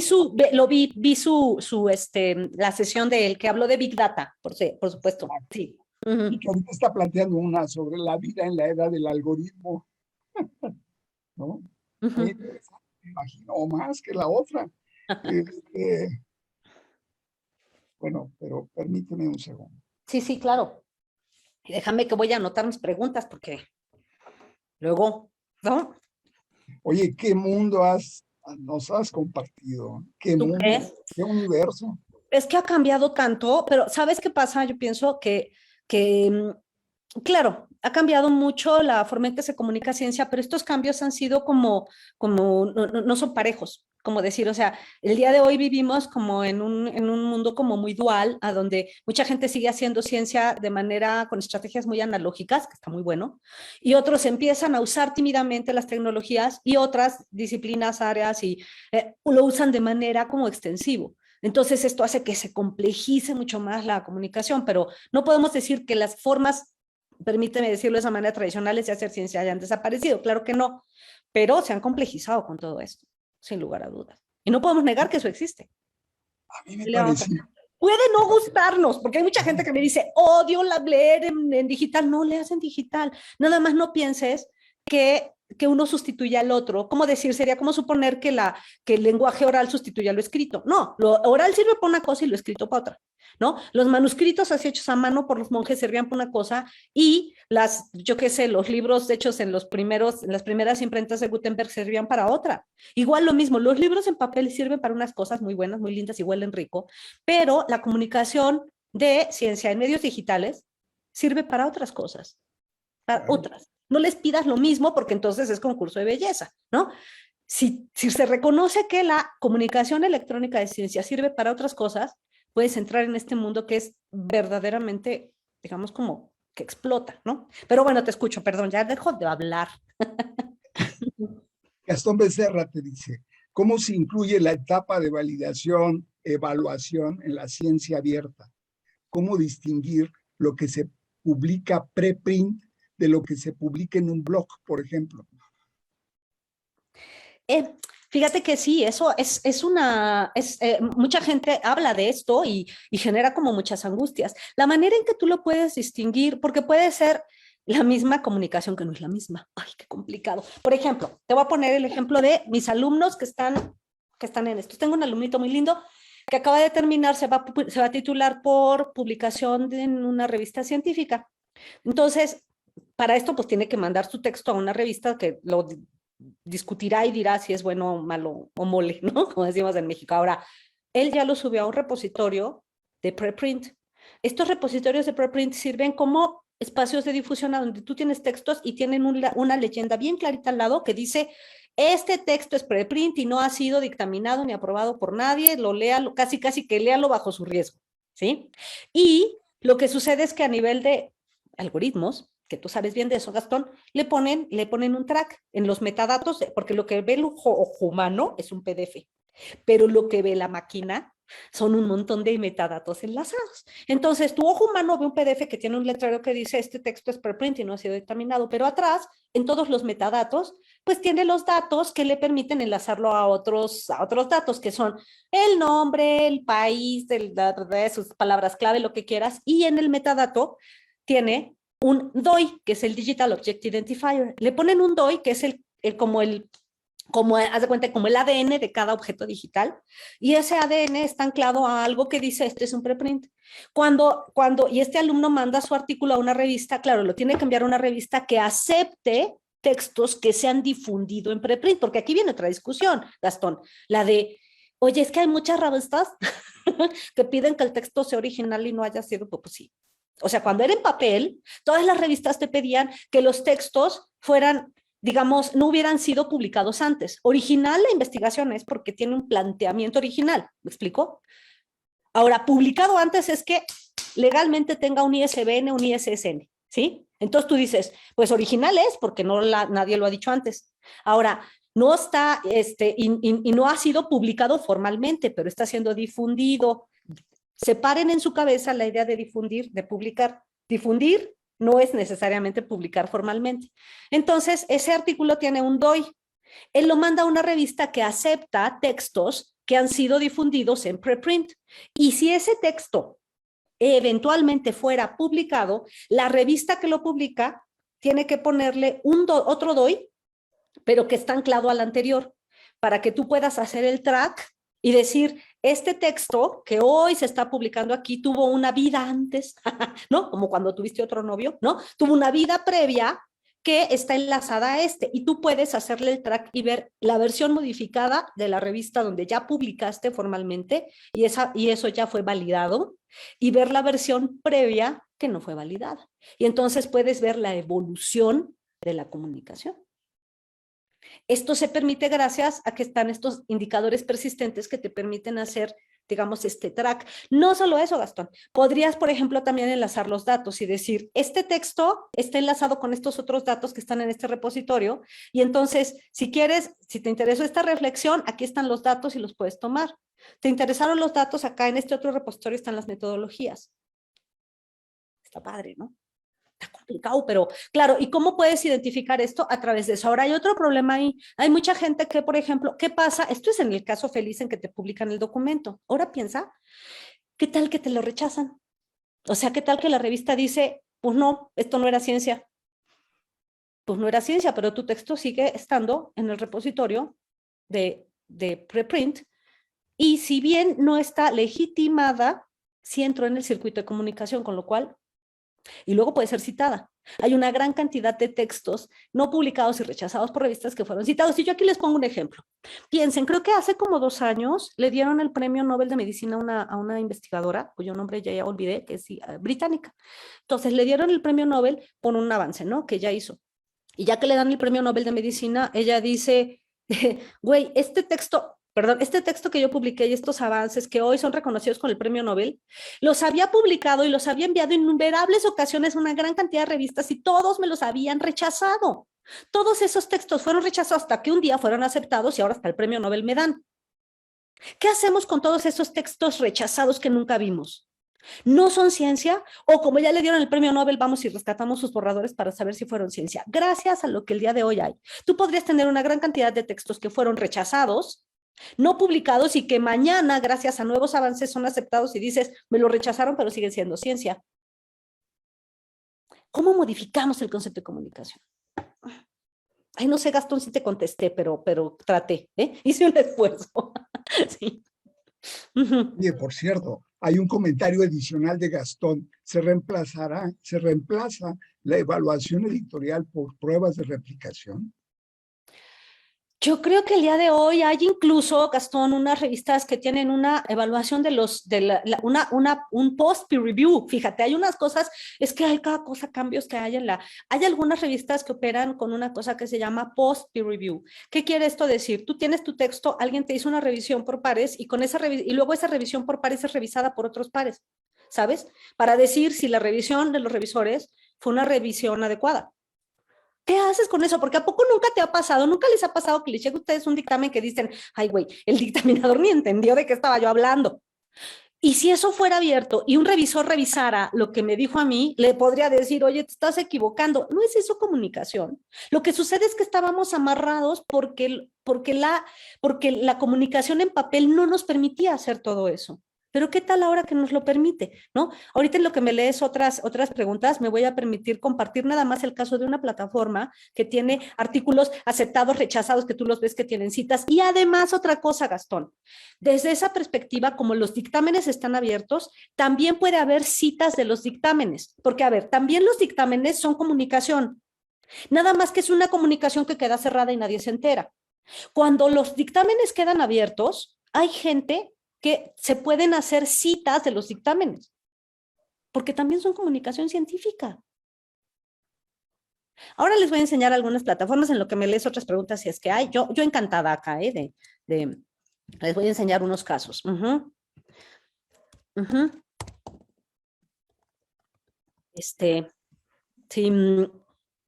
Si me lees otras o les enseño el ejemplo de algunas de estas. Yo creo que te alcanzo a leer varias felicitaciones. ¿Sí? Una de Rusia, inclusive, que tiene. Hay gente de Inglaterra, de España. ¡Ay, wow! ¿Cuánto? Ángel Gutiérrez, el surgimiento de la ciencia abierta significa una redundancia del amateurismo en la producción de conocimiento científico. ¿Se podría generar un programa de intervención para lidiar con el exceso de información? Saludos, excelente charla, Ángel Gutiérrez. Ay, Ángel, pues muchas gracias por tus comentarios y fíjate que yo no lo había pensado así.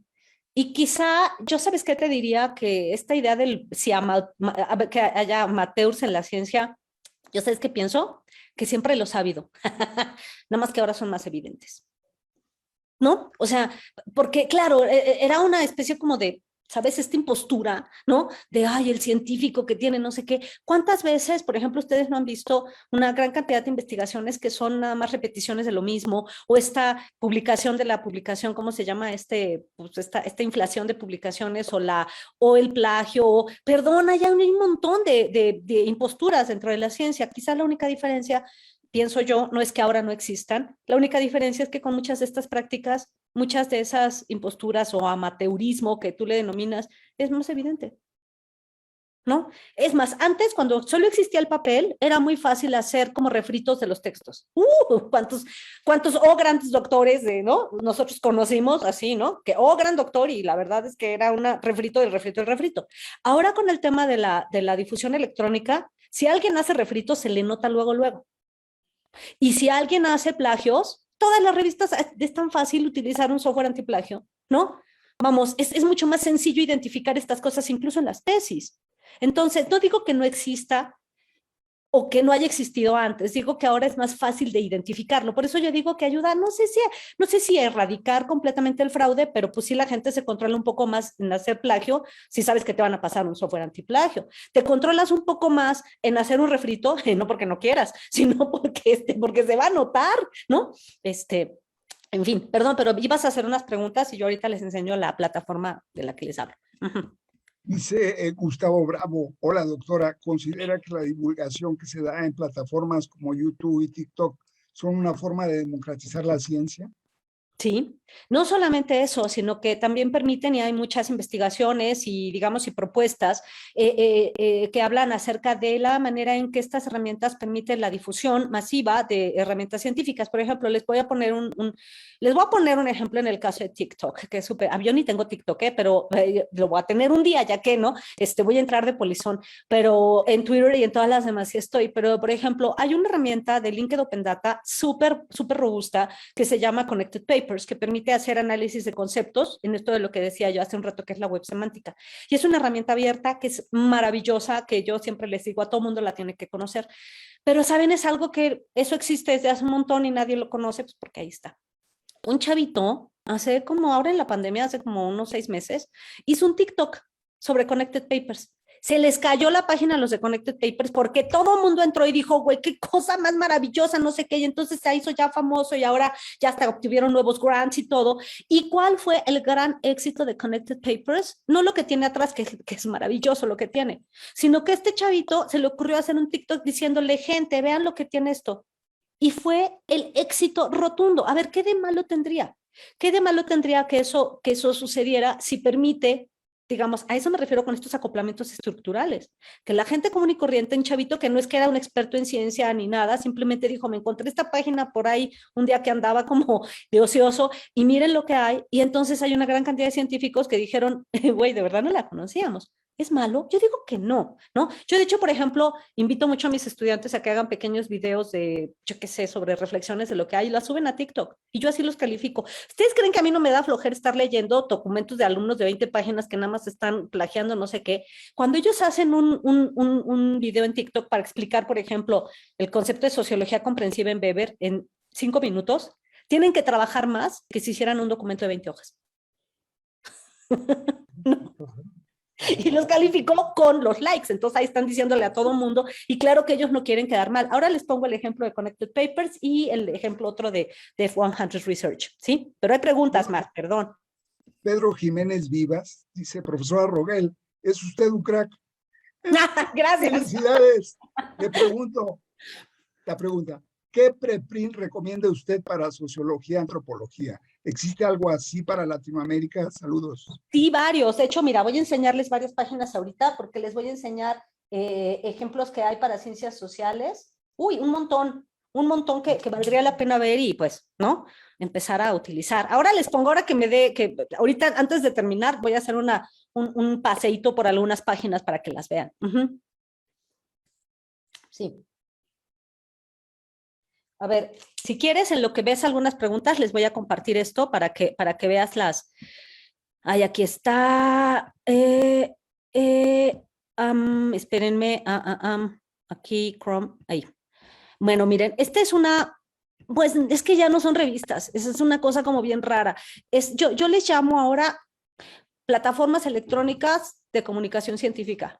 Antes se llamaban revistas, pero ahora son eso. F100 Research, pues digamos, es lo que sería el equivalente ecológico a una revista del siglo pasado. Ahora, este es un tipo porque en realidad es una cosa que le llaman mega journal, que son revistas que tienen de todas las áreas del conocimiento. Entonces, miren, tienen de ciencias naturales, de ingeniería, pero tienen en social sciences. Entonces voy a entrar al área de ciencias sociales, por ejemplo, y dentro de ciencias sociales voy a ver como lo más reciente. Y entonces aquí, Submit to Research. Claro, esta es una plataforma de acceso abierto, pero cobra si ustedes quieren publicar aquí, porque pues de alguna manera se mantienen. Entonces, por ejemplo, aquí está este texto que se llama Japanese Sound Symbolic Words in blah, blah, blah, y este texto, Awaiting Peer Review. Este es un preprint, está esperando peer review, y aquí están los peer review invited, quiénes son los invitados y no sé qué. Este texto tiene ya 2 revisiones por pares, o sea, aquí ya dice revisado, ya vieron que este no está revisado y este ya fue revisado. Este de aquí, awaiting peer review, ahorita veo los peer reviews, pero miren, déjenme, aquí este ya está revisado y tiene 2 palomitas de que ya fue aceptado, tiene 2 aceptaciones. Luego, déjenme ver, aquí tiene 2 aceptaciones y uno que no sabe. Los que son, así es que no saben. Déjenme ver porque quiero ver uno que tenga rechazos. Aquí hay uno que tiene un rechazo. ¿Ya vieron? Ahora, ¿cómo veo yo esto? ¡Ay, qué susto! Entonces yo veo COVID Measures en Human Rights. Entonces voy a abrir este texto y yo puedo ver este texto y me dice, a ver, este texto fue escrito, miren, en japonés por por este señor.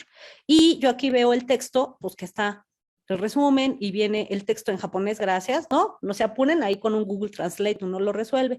Y aquí están los revisores. Aquí me dice, aquí está el checkout for updates. Esto es lo que yo les decía para poder ver lo que preguntaba Gastón acerca de cómo yo sé qué versiones fueron aprobadas y cuáles no. Esto yo lo puedo ver aquí con el check for updates, porque lo que aquí me dice es check for updates, yo puedo ver como las versiones anteriores del texto. Aquí me dice, este documento es el actual, y las versiones anteriores estaban acá, ¿no? Estas eran, bueno, luego me voy acá y me dice, aquí están las revisiones por pares, aquí está la versión 1 y la versión 2 de los 2 revisores, esta es la revisión 1 y la revisión 2, aquí me voy, ahí está en japonés, oigan, pero yo podría poner esto en un Google para ver qué dice la revisión, espérenme, para que vean que sí es una, ¿no? Yo tengo aquí un traductor, espérenme. No sé si ven mi traductor, pero ahí está mi traductor y ya me lo detectó del japonés al español. Y dice, en comparación con la primera edición, la posición del autor parece haberse aclarado, los temas tratados del autor. Es un dictamen, ¿no? Que está ahí. Yo puedo leer el dictamen que está haciendo este dictaminador en japonés y aquí están los comentarios y veo respuestas de gente y la respuesta que le hace el autor al dictaminador. Y puedo ver las distintas versiones de los reportes. Aquí está el otro reporte que también está en japonés, en fin, ¿por qué abrir uno en japonés? No sé, pero debería abrir uno en otro idioma. Ahora veo este texto que está rechazado. Este texto tiene un dictamen rechazado, pero está haciendo aquí y tiene su DOI, y yo lo puedo citar. Aquí yo puedo ver el dictamen. Y en el dictamen el texto dice, esta investigación se enfoca, es un tema interesante, pero su mayor problema es que la muestra solamente tiene 104 entrevistas y no sé qué, y le dice por qué no y muchas gracias, ¿no? Y te dice quién es el revisor, por qué no sé qué, y no, y tú puedes, yo, Rosario, podría responder este reporte, y yo podría aquí decirle, ay, oiga, usted fue muy malo, como que no, o sea, sí, acéptelo, por favor, y podría tener comentarios. El dictamen a su vez tiene DOI, con lo cual yo podría citar el dictamen y decir, como dijo el dictaminador Perengán en el caso de tal texto, ¿es posible o no es posible esto? Yo veo aquí las altmetrics y yo puedo ver este texto aquí está, ¿no? Yo lo puedo leer y todo, y esto que yo les decía de las altmetrics, yo puedo ver este texto, por ejemplo, no ha sido aceptado, pero se ha descargado 17 veces y ha tenido 134 vistas. Podría incluso ser citado. Podría ser citado sabiendo que fue rechazado. ¿Cómo esto cambia la manera en que nosotros pensamos la comunicación de la ciencia? Les pongo el ejemplo de lo que les decía de Connected Papers. Connected Papers es es un recurso que utiliza Linked Open Data para poder ver, por ejemplo, como las conexiones y es abierto, para poder ver las conexiones entre temas. Por ejemplo, si yo le pongo Luhmann, ¿no? Le pongo Luhmann, aquí me dice, bueno, hay varios textos, por ejemplo, está este texto escrito por Valentinov, que es un autor que escribe mucho sobre Luhmann, pero en el ámbito de las cuestiones agrícolas, ¿no? Entonces yo digo, oye, ese texto, ¡pum!, me abre inmediatamente, me dice, este texto de Valentinov, que retoma una idea de Luhmann, es citado por todos, ya vieron en segundos, por Willy, por mismo Valentinov y por distintos señores, y yo digo, mira, a lo mejor este texto de Brandy es interesante, y a lo mejor yo digo, oye, claro, yo quiero abrir este texto y hago ahora un análisis con él. Esto está utilizando web semántica. Este recurso, que es maravilloso y que ahí les sugiero a ustedes que lo usen para muchas cosas, se hizo famoso gracias a que un chico como de prepa, como de high school, lo difundió en un TikTok. Claro, Gustavo, y te mando un saludo grande, qué gusto escucharte, o bueno, leerte, o saber que estás ahí. Claro que todas estas otras herramientas ayudan a comunicar, digamos, o a difundir lo que se hace en ciencia. Luego, alguien me preguntaba acerca de preprints, por ejemplo, ustedes conocen la base de datos Cielo, pero Cielo tiene una dimensión de preprint a donde ustedes pueden enviar, miren, Cielo preprints. ¿Cómo funciona Cielo Preprint? Si ustedes tienen, por ejemplo, textos que ya terminaron, pero que todavía no dictaminan, pero que ya los terminaron y que quieren que la gente los lea, aquí están los latest preprints y está Methodological Description of Mapping Brazilian, no sé qué, o la literatura indígena, por ejemplo, ¿no? Entonces yo abro y si se fijan, ya está casi, nada más que este texto todavía no está dictaminado, pero ya está aquí, ya tiene todo, ya tiene un DOI y yo ya podría incluso citarlo y me dice de qué se trata. ¿No? Me dice cuántas descargas ha tenido, pero este texto todavía no está formalmente publicado. Puede ser que hay editores que entran a los preprints y dicen, ese texto me interesa, y te invitan a ser dictaminado, o tú lo puedes enviar a otro lugar para poder dictaminarlo. Este es, por ejemplo, en el caso de América Latina, si el preprint funciona como muy bien. Y hay otros especializados en ciencias sociales, como Soft Archive, ¿no? Espérenme, Soft Archive, Soft Archive Papers, a donde funciona igual que Cielo y que yo aquí puedo poner, digamos, como documentos que no han sido publicados, pero que están, espérenme, sobre Luhmann, por ejemplo, ¿no? Y yo veo algunos que tienen, y por ejemplo está en alemán, gracias, no lo voy a abrir, pero déjenme ver aquí, Lutero y la diferenciación religiosa moderna, el caso y aquí hay un texto que está siendo que está siendo difundido en un preprint antes de ser publicado. Aquí está el texto, si se fijan es un Word X, y si este texto, aquí están, ¿no? Materiales suplementarios, eso quiere decir que hay datos, a lo mejor vinculados con esto. Aquí está, hay datos de este texto. Espérenme, acá le digo que cierre esto de aquí. Hay como una ponencia que aquí la tiene como vinculada en esta otra plataforma de ciencia abierta. Y, por ejemplo, aquí está la licencia. Y si este texto fuera, por ejemplo, lo publicaran, aquí miren, descargar versiones previas. Tiene dos versiones. Tiene una versión que subió el 10 de julio del 20 y luego otra que subió unas horas después. Yo la puedo ver. Y si este texto fuera publicado, este es el DOI del documento. Si este texto fuera publicado, aquí va a aparecer otro DOI de la versión final es tal, ¿no? Porque aquí yo le hago clic aquí y me dice que este es el DOI y yo puedo ver yo puedo ver en el track del Crossmark, yo puedo ver si hay versiones más nuevas de este texto para ver como esta es la versión 2 y yo puedo ver más versiones, no importa que la haya publicado en otro lado, ¿no? Bueno, perdón, eso era como algunos ejemplos de los que me pedían, pero sigo escuchando si es que hay más comentarios. Aquí estoy. Isabel Osorio Salgado. ¡Ay, Isabel, qué linda! Una amiga muy querida. Dice, querida Rosario, tengo unos meses siguiendo este seminario y ha sido una luminosa y gratísima sorpresa encontrarte por aquí. Gracias. Abrazos, Chicuela. Gracias. Fuimos compañeras en el doctorado, ¿te imaginas? Sí. Fíjate que hay alguien que me pregunta por fuera si tenemos otras sesiones contigo. No, si quieren. No, perdón, en el pasado, en el futuro, por supuesto que sí. José Javier Blanco Rivero, la próxima semana va a presentar el software y el algoritmo como medio de comunicación. Gastón Becerra presentó teoría de sistemas sociales y Big Data. El doctor Gabriel Vélez Cuartas de Colombia, estudios de la ciencia desde los puntos de vista de sistemas y redes. Que me impresiona mucho que un autor cerca de 70 años, bueno, actualmente tiene como 73, que es Bruno Latour, haya escrito un open book, que yo no he vuelto a ver un open book como este, en Ujú. ciencias sociales, que es, pues, bueno, salvo Leandro Rodríguez, que También. conoce también perfectamente la Ujú. obra de Latour, que ha expuesto algunas de las partes y algunos de los procesos que se generaron. No veo investigadores internacionales que hagan uso de estos procedimientos, de estos procesos digitales, salvo... Quizá es que esto es muy común en ciencias, o sea, me refiero a, ¿sabes? Biología, física, química, medicina. En ciencias sociales ha habido un poco menos, sí lo hay, pero es un poco menos. Ahora, no quiere decir que no tuviera la textura, vamos, la discusión sociológica, por ejemplo, no pudiera ser incorporada por estos elementos. Yo pienso más bien que, híjole, que no hemos tenido la suficiente apertura. Eso es lo que yo pienso, es una hipótesis mía, no lo sé. No quiero decir otra cosa. Vamos, tú, cuando hablas con la gente y yo, es que tengo esa discusión a cada rato, ¿no? Claro. Todo el mundo me defiende el papel como si yo fuera, ¿sabes? Y no, y tengo hartos libros, mira, y los sigo leyendo y al Luman me gusta leerlo en papel, o sea, pero yo digo, hay cosas que permite la comunicación electrónica que no permite el papel. Solo denme ese chance, ¿no?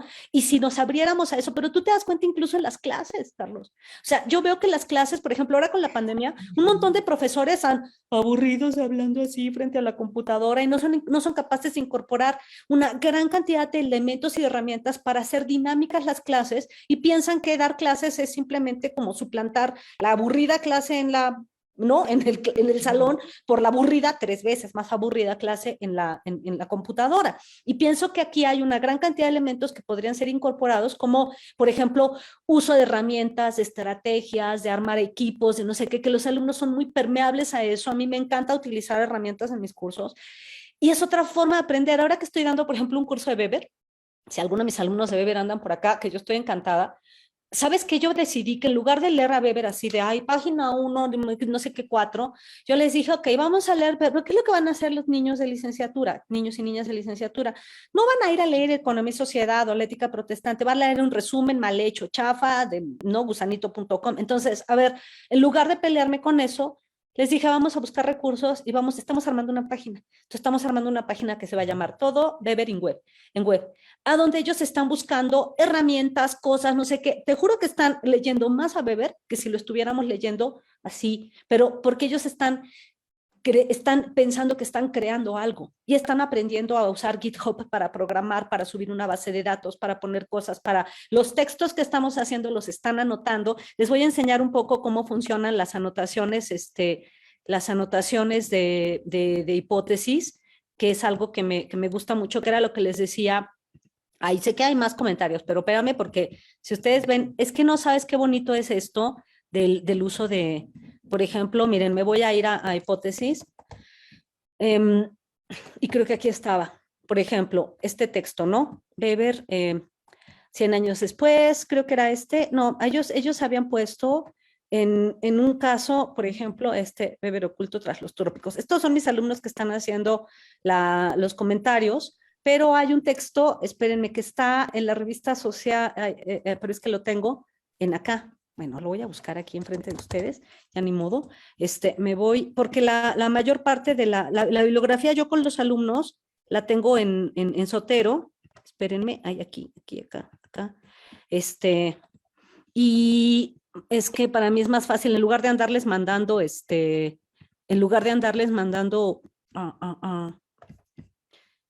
¿cómo se llama? Los artículos en PDF, pues yo todo lo tengo como acá, ¿no? Y había un texto que habíamos recién comentado, que ellos están armando ya, espérenme, ¿dónde lo tengo? Que es una entrevista que se le hizo a Gil Villegas, pero por aquí está, en busca de la sociología, la centralidad de la Segunda Guerra. Ay, no lo encuentro. Mm, pero bueno, les enseño cualquier otro, porque ellos están poniendo las anotaciones aquí. Entonces, me voy aquí a hipótesis y, por ejemplo, Weber oculto tras los trópicos. Y uno lo ve aquí, veo las anotaciones web y este es un texto normal que, miren, ellos dijeron, ahí voy a leer esto en El País. No sé si lo están viendo. Y yo aquí veo veo esto y ellos dicen, ay, aquí ellos leen esto y aquí yo veo los subrayados de los alumnos y yo aquí veo lo que ellos están diciendo. Aquí están las anotaciones y yo puedo ver las anotaciones de los textos que hacen sobre distintos temas, ¿no? Déjenme ver había aquí 100 años después, creo que este tiene un montón de anotaciones. Aquí están los alumnos y aquí vienen las anotaciones que ellos hacen y aquí vienen, ¿no? Luis Romero, es una descripción adecuada para definir a quién se ganó el título de autor clásico, no solo por su antigüedad, sino por su aportación. Y entonces remite un texto de Bobbio. Y el otro alumno dice, ay, considero que esta parte es súper importante porque justo ahí nos dice que su teoría, y estas lecturas, es como ver los comentarios de los alumnos que tienen comentarios a su vez, le escribieron al autor de este texto y le dijeron, oye, ¿no? Una alumna le dice, ¿por qué razón no destacaste el papel importante de Marianne en el trabajo? Por Twitter, y el autor le contesta, ay, es que no había suficiente tiempo porque era un trabajo, ¿sabes? Esa es otra forma de comunicación, ¿no? Los alumnos, y yo los veo, es súper interesante, los alumnos le mandan Twitter al autor para preguntarle qué hizo. Estás llevando la comunicación fuera del aula. Claro, claro. Además le permites, por ejemplo, que estudiantes de diferentes países, de diferentes universidades compartan este tipo de conocimiento, que finalmente es lo más terrible del uso del Internet en las clases. El hecho de que se crea que es con los alumnos del salón y con los maestros de al lado con los que tienes que compartir estas posibilidades, ¿no? Cuando puedes compartirlo con gente de Perú, con gente de Londres, con gente de todo el mundo, y esas posibilidades son extraordinarias, ¿no? Realmente es maravilloso este cambio. Pues no sé si hay más comentarios o ya me van a odiar o ay sí o qué vamos a hacer. ¿Qué vamos a hacer con todo esto? Sí. Bueno, con las muy interesantes observaciones que ha expuesto el Seminario Internacional de Sistemas Sociales, Redes y Complejidad, el Departamento de Sociología y la Universidad de Guadalajara, agradece a nuestra querida doctora Rosario Rogel Salazar su extraordinaria, apasionante y valiosa participación. Muchas gracias, Rosario. Muchas gracias, Carlos. Seguimos en contacto y un saludo a todos.